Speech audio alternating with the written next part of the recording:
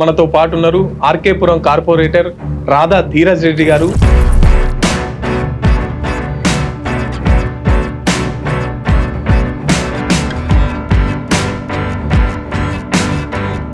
ప్రజలకు అందుబాటులో ఉండరంట కదా,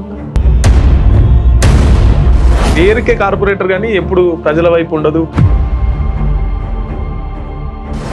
ఎంతసేపు సెంట్రల్ గవర్నమెంట్ ఫండ్ ఇస్తలేదు అంటారు. సెంట్రల్ గవర్నమెంట్ కానీ కాంట్రాక్ట్ల నుండి డబ్బులు తీసుకోవడం, బాగానే ఆస్తులు కూడా సంపాదించారంట. ఎవరికన్నా ఒకరికి ఫోన్ చేసి నేను డబ్బులు అడిగినా అని మీరు ప్రూవ్ చేయండి, నేను ఇవాళ నుంచి రాజకీయాల నుంచి విరమించుకొని కార్పొరేటరు స్టార్టింగ్ లో ఎంత ఆస్తుంది, ఇప్పుడు ఎంత ఆస్తుంది అంటే చాలా కోట్లు పెరిగిపోయినాయి. అంటే బినామీలం పెట్టి కూడా నడిపిస్తున్నది రాధా ధీరజ్ రెడ్డి గారు అని చెప్పేసి అంటున్నారు. బీఆర్ఎస్ ప్రతిపక్షంగా బీజేపీ ఉండే, కానీ ఒక సంవత్సరం కింది వరకు అట్నే ఉండే, తర్వాత బీజేపీ ఎంటర్ అయింది. ఏదైతే రేవంత్ రెడ్డి గారు ప్రజల్ని నమ్మించి హామీలు ఇచ్చి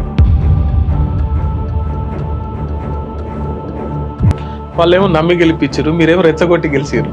ఎక్కడ రెచ్చగొట్టినండి? బండి సంజయ్ గారు పొద్దుగా లేదు అదే కదా. 2 సంవత్సరాలు అవుతుంది కాంగ్రెస్ పాలన, ఎట్లుంది? మనకు చిన్న పాత సామెత ఉంటుండే, కాంగ్రెస్ నమ్మి ఓటేసిండ్రు ప్రజలు. ఇవాళ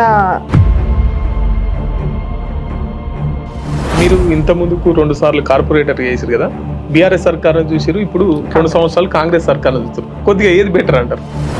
రెండు ఒకేలాగా ఉన్నాయండి, పెద్ద తేడా ఏం లేదు. వాళ్ళు ఉన్నప్పుడేమో 1 కోటి మంది మహిళలను కోటీశ్వర్లు ఏం చేస్తా అంటున్నారు, 4 సిటీ కడతా అంటున్నారు, తర్వాత మూసి శుద్ధి చేస్తా అంటున్నారు. ఇప్పుడు మనం ఇద్దరం ఇట్లనే వెళ్దాం బయటికి. అబ్దుల్ కలాం గారు ఒక మాట అన్నారు మనకి,